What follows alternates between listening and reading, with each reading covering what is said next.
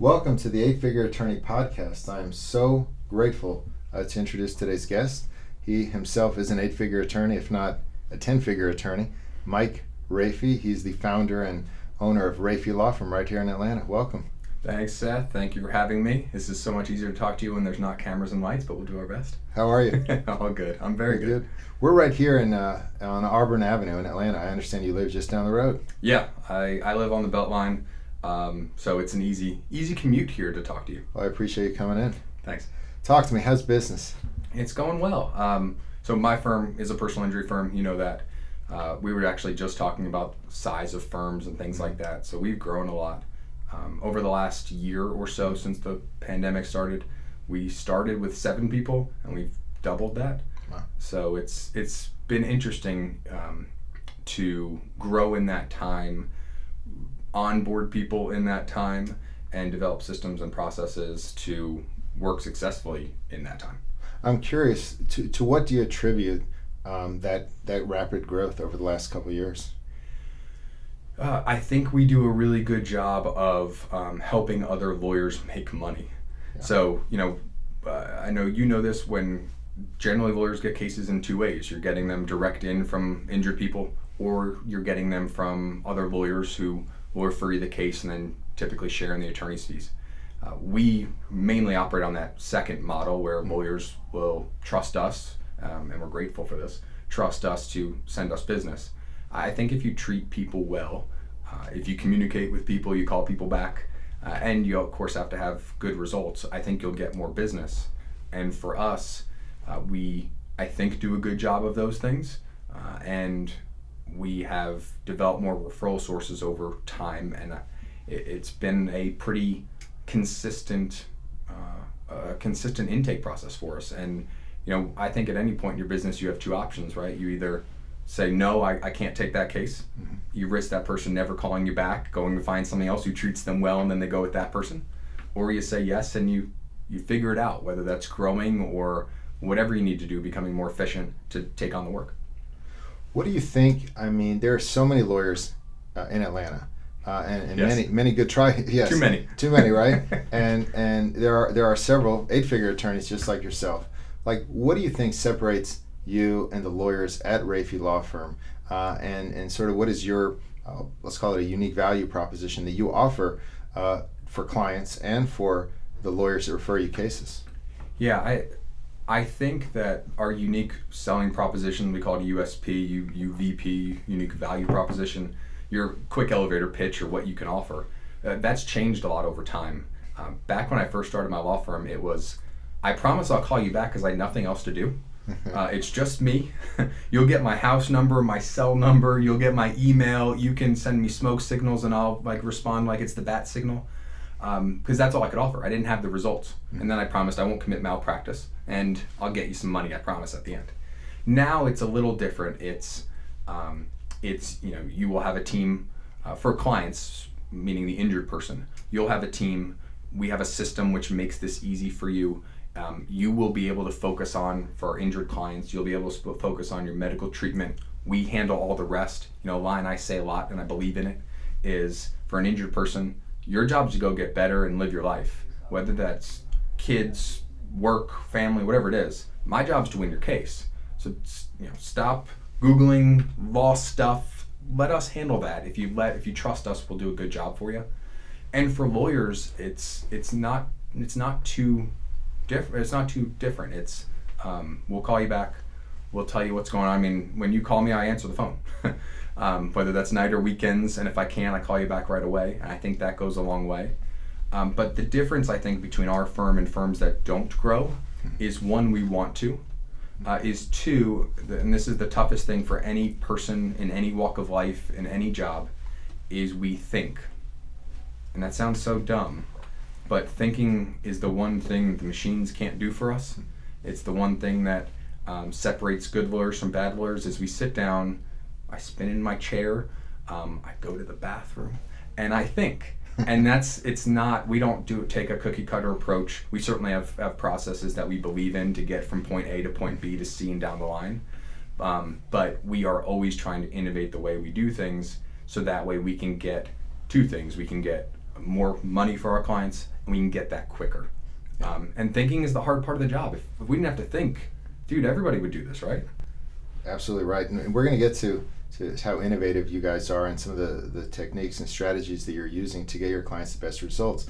But I guess now at this point, you do have a unique selling proposition that you did not have when you started, when we first met at the coffee shop. I don't know if you remember years ago. San Francisco coffee. Yeah, I mean, I'll tell you what, marketing, that proves that marketing really works, because you had just come out.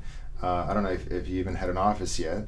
I saw one social media post, and I said, let's get together, and it feels like within a few weeks we had a pretty good case that I referred to, and maybe we'll have a chance to talk about that. But at this point, you do have results. Yeah. Like over, I mean, just a quick look at the website, which for those of you that want to check for yourself, RafiLawFirm.com. You've got over, it looked like at least $50 million in results for clients, and my guess is 75. We're proud. We're right on the cusp of 75. 75. Well, I again, that was just a quick glance. No, I know it's. And so congratulations. I didn't mean to correct you. No, you're welcome to correct me. This is the Eight Figure Attorney Podcast. I want to get it right. We're at 75 in 5 years, and last year was our best year.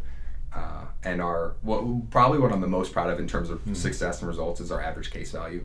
Our average case value is right about $500,000. Wow. And that's, I don't know if that number will stay as high. It's grown every year. I don't know if it'll always stay as high, because at some point, if you have the infrastructure, you can start taking some smaller cases. We're not built to do that right now. We are built for cases that either can't be settled and need to be put into a lawsuit, or because of the value should be put in a lawsuit. So 90-something% of our cases are in suit right now. That's what we're built for, and that leads to the results. Because if we're accepting a case, thankfully, the insurance is there, and it's a case that has value. So we kind of start a little bit of a step ahead of some other law firms, just from the cases we're getting. So that's my disclaimer. Well, you're humble. You're humble. Let's talk about a few of those cases. A lot of people don't know, certainly in the general public, how lawyers are able to get the values, get the results that lawyers like yourself are able to get. I noticed on the website that your top 2 cases look like shooting cases. Just to simplify it for those that may not know what those are called, what are those cases called? And can you talk about one of those cases and the result you got and how you were able to get that result? Sure. I guess we call them negligent security cases, which probably still has too many lawyer words. Yeah. We sometimes call them shootings or sexual assault cases. So the general premise is, if you go to a business, or if you live at a business, meaning an apartment complex, a hotel, you go to a gas station, a mall, a store, where we're sitting right now, and that place knows that there's something dangerous out there. And sometimes most people at least think that that'd be a hole in the sidewalk. Oh, we know that hole's there. We should warn you about it, and we should protect you. Well, in these cases, it's actually crime. So, as summer gets going here in Atlanta, there will be more crime. That's the statistics show that.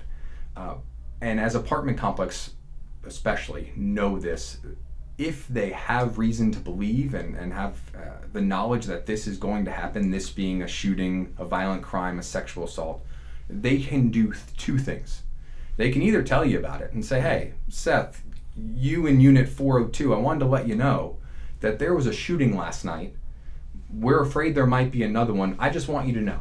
If apartment complexes and other businesses did that, that's all they need to do. Like if you walked into the mall and they said, hey, I see you're wearing a blue shirt. You walked into Old Navy. Yeah. I see you're wearing a blue shirt. We got an email last night from a dude who said, if you're wearing a blue shirt, I'm probably going to try to shoot people in blue shirts for some reason. If they tell you that, that's it. Businesses don't do that. Are you going to go live at the apartment complex that says, hey, we had a shooting last night? Are you going to go into Old Navy wearing your blue shirt when they say, hey, it's dangerous for you to be here with a blue shirt on? Probably not. So the second thing that they should do is get reasonable, whatever the heck that means, security measures to protect people. It's basically if you withhold information and you don't let them know everything you know, then you got to do something to protect these people. And we do a lot of those cases. The long and short of it is, there's crime for a long time, very serious crime.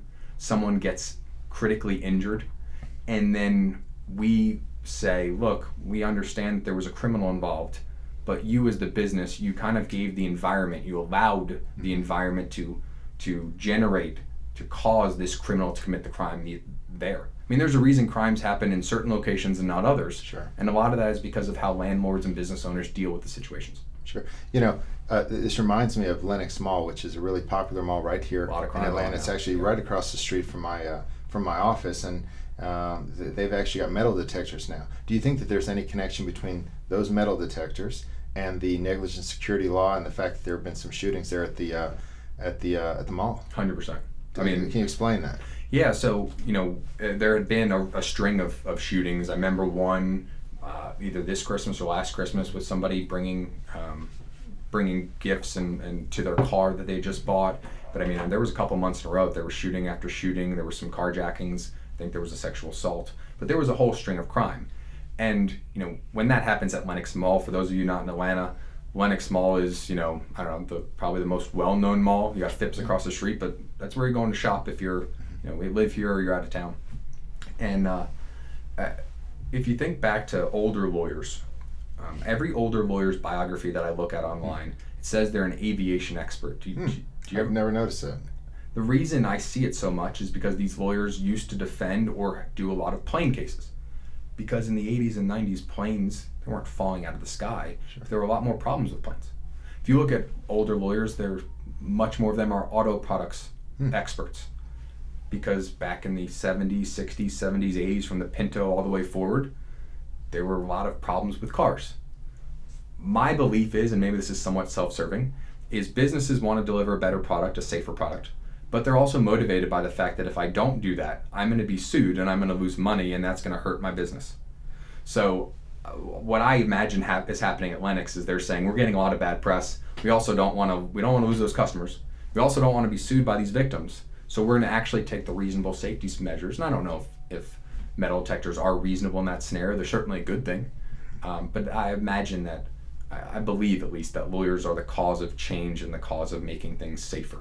And that's why cars today, a large reason why cars today are incredibly safer than they were in the 80s. It's amazing. I don't think the general public realizes the impact that trial lawyers have in improving safety standards and just general safety for the public. Look at cigarettes. I mean, seriously, look at cigarettes. You know, not that they got safer, but, you know, if you take cigarettes and you look at how, you know, I think it was the Attorney General down in Mississippi, I think, led the charge. I might be wrong on the state. But I mean, he led the charge on as the state entity of bringing lawsuits against, you know, cigarette manufacturers, and then became the awareness, then became the knowledge, then became what we would call in lawyer world the discovery, the finding out of information. And that's happening right now with the talcum powder. That's happening with Roundup. It's happening with pharmaceuticals, you know, on large scales. That's happening. Are you doing any mass torts? No, I stay the heck out of that. I'm just not in my wheelhouse. So your wheelhouse is negligent security, products liability, really any kind of negligence case. I mean, how would you sort of describe the scope of your area of expertise? Yeah, we are probably pretty close to thirds, where we're a third of these cases that we're talking about, these negligent security cases, people are victims of violent crimes or sexual assaults. We're probably about a little more than a third on wheels, auto, whether it's trucks, whether it's cars with good policies, meaning insurance policies. And then we have a lot of cases where we are in this world of high injuries, but something different than what you might expect. Those are your products cases. Mm-hmm. Those are your your one-off random things that have happened. I have a case right now that happened up at a different mall at Gwinnett Place Mall, which used to be a popular mall, and then I think now it's mainly used for movies. The inside is used for movies, and the outside used for car dealerships to park their cars.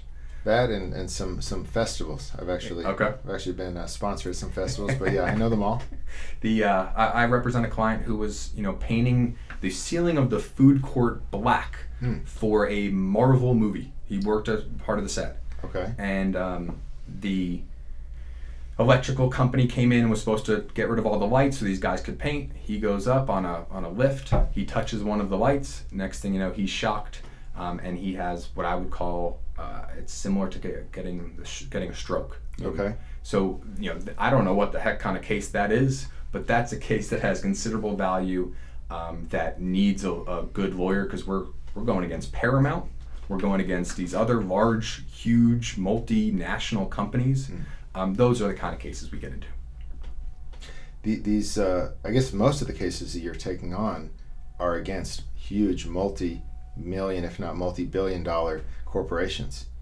Yeah, in the end, even a basic car crash, and you know this, and every lawyer does, the public doesn't though. Even if you are in a car, if you're in a car crash and you have to sue the other driver, you're not really suing the other driver. You're suing that person's insurance company. And if that insurance company is State Farm, Allstate, Farmers, Travelers, go down the whole list, you're talking about billion-dollar companies who have more lawyers. You have 120 people. They have more lawyers than you and I will ever have combined, by far, by multiples. And that's who we're going against in even a basic case. And the public a lot of times doesn't have reason to know that the suit isn't against the person who rear-ended you. I mean, in name and legal official world it is, but it's the lawyers are hired by State Farm. The money's going to be paid by State Farm. Sally Sue, who rear-ended me, is not going to hire 4 experts to win her case and try to defend it, but State Farm's willing to spend all the money in the world. And State Farm and these other huge corporations have effectively infinite resources. And not all trial lawyers do. In fact, most do not. I mean, when you get these cases, you're going to have to incur significant expenses on behalf of the client, right? You're starting to make me sweat when you start talking about expenses. So, right, and the clients don't have to pay anything out of their pocket. Right. Talk a little bit about that, and talk about just sort of the expense that it takes to really build up the case for clients. Well, let's go back to the case that you and I first had together. Let's talk about it. I remember it was a Saturday afternoon. I was sitting on a porch, and you called me and said, "Hey, I have this case. I don't know if it is anything." There was maybe a workers' comp component. That was how you had gotten it. And then you said, "There's this product case." And I'm like, "Okay, what is it?" I'm expecting to hear car, truck, tire. I'm thinking products. And you say, "Well, there's a bread slicer." Yep. And the bread slicer cut this guy's hand, and he's hurt. I think that's all we knew at the time, right? That's all we knew. And I remember the guy's name is Jay Hansen, by the way, nicest dude in the world. And Jay was up in Blue Ridge. He had come over from, I always forget if it's Norway or Sweden, but he had come over to bake bread with his wife Lone. But I went up there the next day and met him, and when I saw his injury, I mean, his whole hand was deformed. I mean, he has no use of his right hand anymore. But in terms of the expenses side, I left that meeting with him. I looked at the machine myself, but this machine was, as big as this room. It was huge. And I remember calling you and saying, "I'll take the case. There's a case, I think. We need to hire experts, and I know that in the next 5 days, I spent $55,000 between 3 experts. I know we hired a guy from the Ohio State University. We hired somebody down in Louisiana, and we hired somebody in California in a 5-day span. There's these bakery standards of how these machines should work. ANSI, A-N-S-I, bakery standards. This is all coming back to me. We hired the guy who wrote the book, wrote the standards. That dude's not cheap. So, you have to be prepared to be able to fund those cases immediately. And when I know you talk to a lot of lawyers who are thinking about starting their own law firms. When I do, I tell them you need 3 things. You need clients. You need to be able to know how to get clients. You need to be able to know how to do the law on whatever subject matter you're in. And you need money. And that's the one everyone looks at me and I'm like, look, being a lawyer is not that expensive. You need a computer, some subscriptions to legal services, a printer, and a copy machine? That's it? And some stamps? That's what you can sit on your floor. You don't even need a desk. But as soon as that first case comes in where you say to the client, "You're not going to pay me any money. I'm going to pay you on the backside after the case is over. I'm only going to get paid if I win. I'm in it with you. We have the same goal. I want as much money as quick as I can with you." You're going to start spending money. And if you're a lawyer and you can't do that, or you're a client who hires the lawyer who can't do that, you're in some trouble. That's amazing. I did not know how much money you spent on that case that quickly. That's amazing. And you had weren't you still relatively new in terms of your practice? Oh, yeah. Yeah. Oh, yeah. I had, this was 2016. Let me count. Yeah, this was 2016. I think I was open for 3 months, my official law firm. I had worked, personal injury work before. I'd done defense work. I was renting space from people where, talk about spending money, I couldn't pay them rent. So my first 6 months was half off, and my second 6 months was double, because I was hoping by the second 6 months I'd be able to pay. I think I was paying like $400 a month for everything for the first 6 months. So I was really, really worried, but I had the money set aside, knowing that's where, at least at that point, that's where the money mattered to me, that I needed the money, and I'm glad I had it. But yeah, that's what did, and that's what still keeps me up at night. Now I'm gonna add payroll. Payroll keeps me up at night. But those are, those overhead expenses are the things that keep me worried. Yeah, but that's remarkable, though, that you were willing, that you had that much confidence, not only in yourself but in the case, to go ahead and make that investment without knowing what the result would be. And I mean, you had that case for a couple of years, did you not? It was shorter than you might think. It might have felt like years, because I kept telling you, I think it's almost done. I think it's almost done, and then we get a pullback on somebody. But no, I think we were done probably within a year, or pretty damn close to it.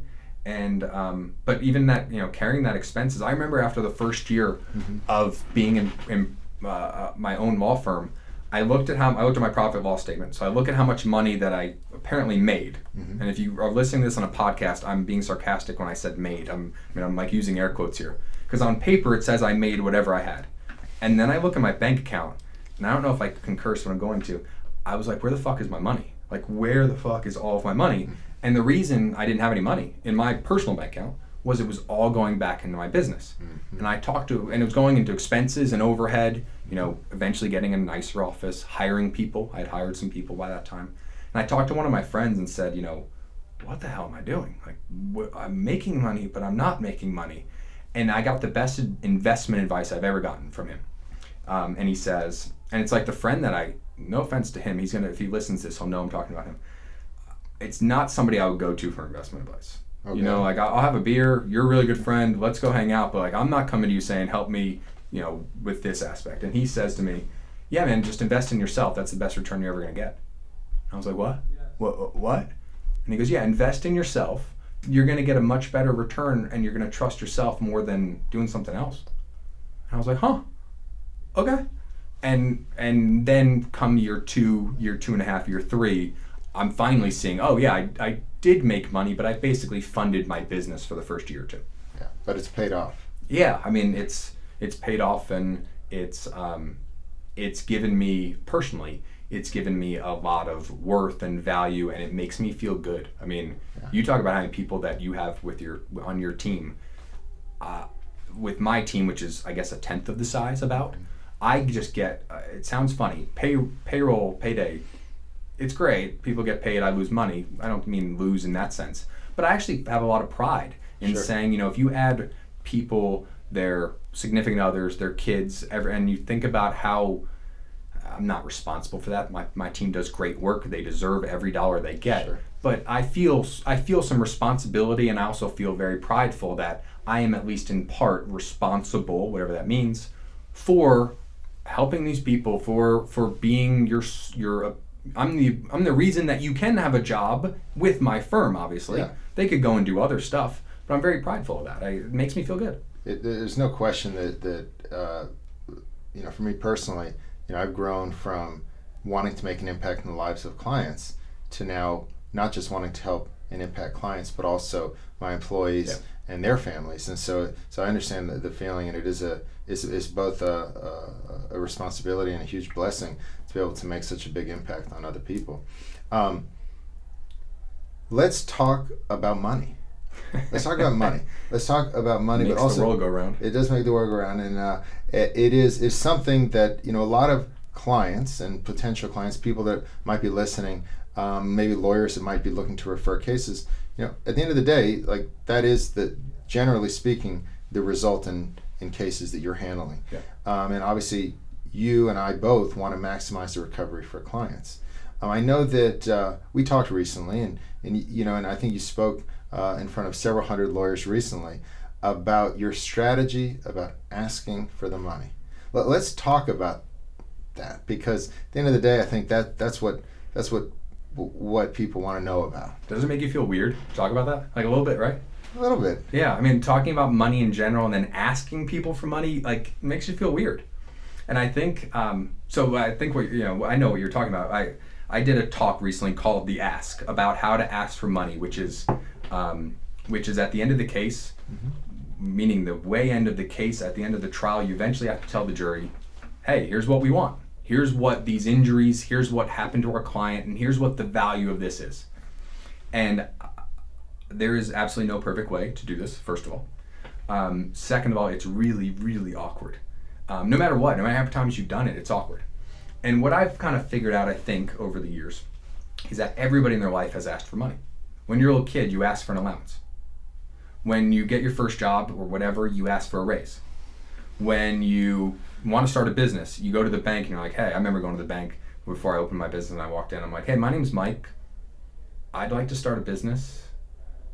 I think I need some money. And they're like, oh yeah, okay. I'm like, wait, what? You're going to give me money? So, I think everyone, if you really think about it, has asked for money.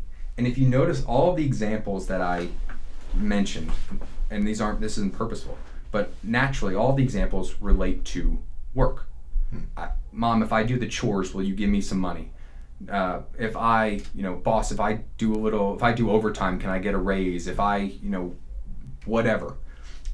It's all related to work. And I think that people relate money to work. Whether that's right or wrong or the way it should be, I don't know. But that's how it generally works. So the common thread, especially now as we sit here, June 11th, 2021, everyone in the world now, literally, has had a common experience that affected their work, and that's COVID. I mean, I don't know any businesses, I can't imagine one. Even businesses like mine, thankfully, that grew over the time. Everyone in one way or another was affected by COVID.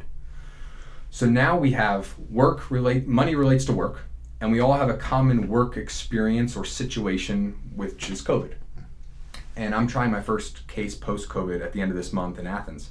And I'm excited to talk to the jurors and jury selection about how COVID has affected them, how this affected their idea of work and money. Because whether you think, for example, stimulus checks were too little too late or that they shouldn't have been at all, that's a common experience we all had. So what I spend a lot of time, as you might be able to tell, thinking about is how to ask the jury for money based on things that matter in their lives.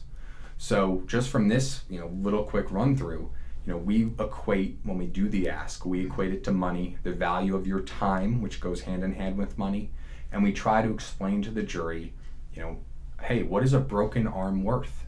Hey, what is a gunshot that hits your liver and bounces off your rib and goes into your kidney and now you can't eat solid food for 2 months? What's that worth?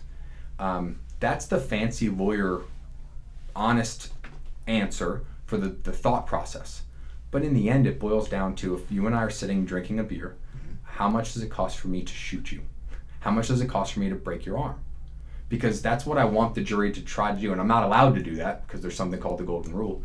But I'm trying to get the jury to really think about, what is this? If my life was like this, what would I want to be paid?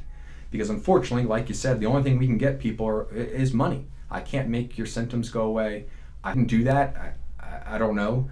But this goes back to, there is no right answer. But I think the best strategy is to try to find something that the jurors have in common that they can relate your ask for money to. And a lot of people relate large asks to invaluable paintings and cars. Hell, if you've got a $1 million car or a $10 million house, these things exist, and someone has a brain injury, your car and house protect your body. Your body protects your brain. What's more important, your brain or your house? So, there's other ways to relate it like that, and you can go through a whole host of things. But asking for money is the toughest thing, I think, in the world to do, whether you're a lawyer, whether you're somebody watching this saying, I want to ask Seth Bader for a raise, whether you're someone... It's not tough. Trust me, it happens all the time. Whether you're one of I tell my employees, I'd actually love to hear what you say about this. Yeah. I tell my employees when they come, or even right when I hire them, I say, my goal is to make you the most marketable and knowledgeable person about in your field.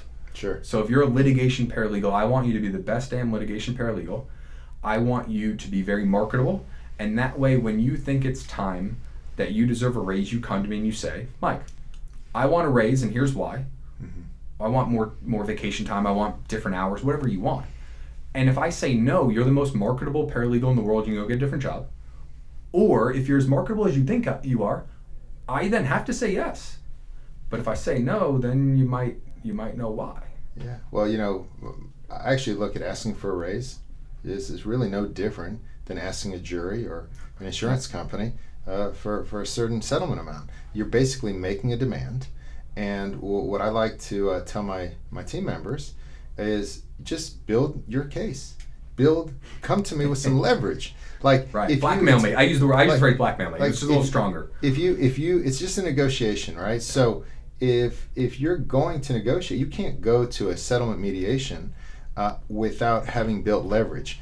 You don't go and say, hey, my case is worth X without having done the work and demonstrated the value and built the leverage. So I think sometimes employees within the legal industry and just generally don't realize that if you want to raise, you simply have to build your case, and you do that by adding value consistently over time, going above and beyond. And then when you show up, you really don't have to say much at all. You say, here's my case. You look at the value that I've added.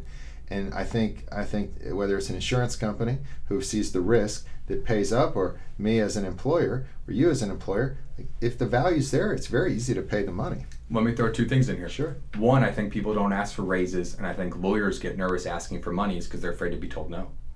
I mean, I've been told no so many damn times at this point. I think I'm immune. Like, can I? No. Do I? No. Will it? No. No. And at some point, it's kind of like dating. Like if you've ever, we have a lawyer in my office who's in the dating world right now, and it's really funny because he's the only one kind of in that world. And I'm like, hey, did you go on a date with that person? And he'll go, no. She said no. And I'm like, oh, try again. Oh, did you? No. And if you're not afraid of being told no, insert like some, saying no is an opportunity for success. But, if you're told no enough, it doesn't bother you as much. And I've been told no so many times that it doesn't bother me as much. And I think if you're an employee wanting a raise or a lawyer looking to make the ask at trial, you got to be okay saying no. One thing we do in cases, we try to make the jury's decision a thumbs up or a thumbs down. Fun fact, do you know in the Roman Colosseums, if you wanted to stay on Earth, like when, do you live or die, the gladiator? Down was actually stay on Earth. Oh, wow. Up was go to the heavens. Fun fact. That's my fun fact for the day. But if you're looking for the jury to give you a lot of money, what I say to them, I try to take the in-between out. Because I think most jurors say, they're asking for $5 million. The other side says give $1 million. Okay, what's half of that? I'll split the difference. We try to make it so they can't do that. So most of our cases are not about the crash or the shooting or the assault or whatever. It's about whether our client's an honest, hurt person. Because Sure. if our client is honest, if everything they said is true, if they're hurt in the way they say, and if they're really feeling everything they tell you they're feeling, then you should give them everything they ask for. If you don't give them everything they ask for, then you're saying that they're either exaggerating, they're lying, or it's not really worth what they say it's worth. And if they're doing any of those things, if they're not being honest, if they're being greedy, if they're trying to trick you, give them 0. And I've said that, and you want to talk about heart racing. You go to trial, and you stand up in front of the jury, and you say, give my client 0 or give my client $5 million. Don't do an in-between. That's when the shit gets real. And I mean, and you do it. And you have to make sure your client's okay with that. But I think that's the way to get a huge number, is you tell the jury it's all or nothing, and don't let them split the baby. Don't let them, be in that middle ground. It's either we're right or they're right. I'm not over asking you. And that's why one technique we do is to prove that we're not, to show the jury that we're not overreaching, is we say, award $5 million, but don't award more than $5 million. The case is worth $5 million. It's not worth 4, 3, 2, 1, or 0. It's worth 5. Award 5. Don't give 5.5, don't give 6. If you do that, you're being unreasonable, jury. Give me the 5 we're asking for because we're right. Don't give us the 0 the defense wants. And if you do that, you can't give us in the middle. Is that a technique that you've sort of come to on your own? I know you mentioned thinking. Is that something you've been thinking about? You came to, do you have a mentor that sort of taught you that technique? I wish I thought of that on my own. There's a book out there called Polarizing the Case, which introduced that idea to me. I see. I think that author is a little more aggressive in certain ways, but I think we're more aggressive in being straight up to the jury and saying, give us this number or don't give us anything. I think that I'm comfortable standing up and saying that with the right client, with the right case, and I think that's one of the few things that I make sure I get permission from the client in the trial strategy world, because I want to make sure the client's comfortable with that. Sure. But most clients sit there and say, rightfully so, yeah, I am honest, I am really hurt, everything I'm going to tell the jury is true, so yes. Let me back up 1 second. The other thing that you said that I thought was really interesting is you have to build your case, no matter what you're doing, and present it to, and you mentioned the insurance company. Sure. My biggest pet peeve right now at this moment, and I'm going to plug myself for a second, I do a lawyer tip of the day on LinkedIn, so if you see that, I'm sorry, but you see it every day. I did one. By the way, my team is totally tuned into it. They love following it. I mean, it used to be called, or should have been called, things I think about when I wake up, because it's really, I'll do one after here, because walking out of here I've thought of some things, but it's me, and it's not auto generated. It's like, it's shit that I thought about this day because something bothered me usually. And yesterday or 2 days ago, I kid you not, I'm just tired of reading other lawyers, and I don't mean to talk crap about other lawyers, but I'm kind of going to. I'm really kind of sick of hearing other lawyers say, the pre-suit offer was so low, or the pre-trial offer was so low, and then we got a settlement of 20 times the pre-suit offer, or 100 times that we got, and the connotation, the insinuation is, we did a great job to work up the case and to get that offer. That could be true. Or it could be you did a really bad job making that first demand. When you sent the pre-suit offer and they offered you jack shit, maybe you gave them a pile of shit as an offer and they gave you a shitty offer back. Right? I mean, if you don't build your case and say this, I know none of your questions. You and I did not talk about this. This is a real conversation. Tell me your core values again. I want to hear them again. So they are captured in the acronym GROWTH. Growth is actually one of them. Gratitude, respect, open-hearted, winning, trust, and humility. Man, that's good. So you are a more, but tell me if I'm wrong. I think you are in the, and maybe this is why you're on that side of the podcast and I'm on this side of the podcast. But I think you are more deliberate in your choices. I mean, I remember when we talked about me coming in and doing this. Yeah, sure. You told me, Mike, here's my goal. Here's what I want to accomplish. And I know when I talk to you that I'm going to get very clear motives and very clear guidance from you. Sure. I am a more kind of off the cuff of my seat person. Sure. But I will tell you, since hearing what you just told me, I'm gonna go this weekend I'm gonna leave this office and I'm gonna send an email out to my team that says, shit, I think we need some written down core values. We have a motto statement at our law firm. I can tell you that, I don't know if we've shared it with everybody. What is that? It is bring success by winning trials and treating people well. Say that one more time. Bring success. To bring is the reason we use bring success is because it's vague in a good sense. Bring it to your clients, bring it to us, bring it to our firm lawyers by winning trials and treating people well. But I would tell you my personal one, just sitting here, if you asked me, it's tell the truth and do what you say, which I would encompass into 2 words, which is be real. If you're real, if you're authentic, what I've learned by doing jury trials and doing a whole lot of networking, which I like. I'm not the most social person, but in the networking setting, I feel comfortable and I like meeting people through them, and I really like doing that. You can tell when someone's not being real, not being authentic. So I think if you live your life as just being real, being yourself, some people might not click with some people. There's tons of people. Some people might, want to be your best friend. Most people probably fall in the middle there. But if you're yourself, if you are real, and when you get done with that trial in the work aspect, if you get done with that trial and I can sit down at night, what I know is in that trial that I asked for $6 million, and I'll tell you I got 0. First trial and only trial so far I've ever lost. I can sleep at night, though. I can second guess all the things I did. But I can sleep at night because I say, I was myself. I was who I am. The jury knew that. I was real with them. One of those jurors works at a restaurant here in town, and I see that dude because he works the bar, and he literally says, "Hey man, what's up?" and is so excited to see me, and I'm excited to see him. I think he respects me because I was real with them. I respect him because he delivered a verdict that he believes in. I disagree with it, but it was what he believes in. And I think if you go through life just being yourself, being unabashedly, unafraid yourself, you can't second guess what you've done. As long as you strive to be a good person. Listen, the results speak for themselves. You being yourself, being authentic, being real, taking care of clients, bringing success to the people around you is really inspiring for me. And I just want to congratulate you and also thank you again for joining me on the 8-Figure Attorney Podcast. Congrats, and looking forward to many years of success to come. It means a lot coming from you. I mean that seriously. It really, really does. Thank you, Michael. Thanks, Seth.